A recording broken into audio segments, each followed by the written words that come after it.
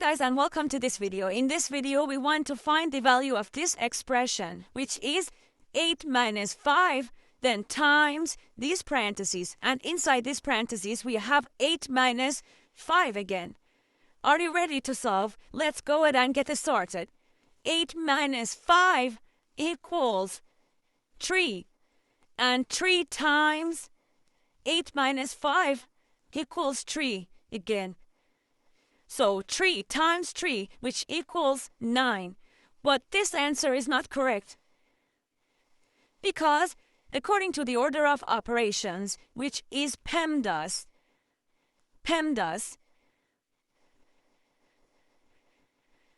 P stands for parentheses, E stands for exponents, M and D stands for multiplication and division, and A and S stands for addition and subtraction.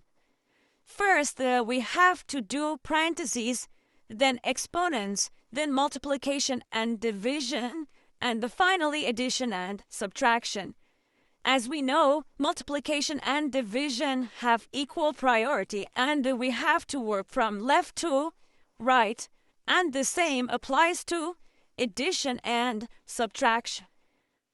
Here, in this expression, we have this subtraction and this parentheses.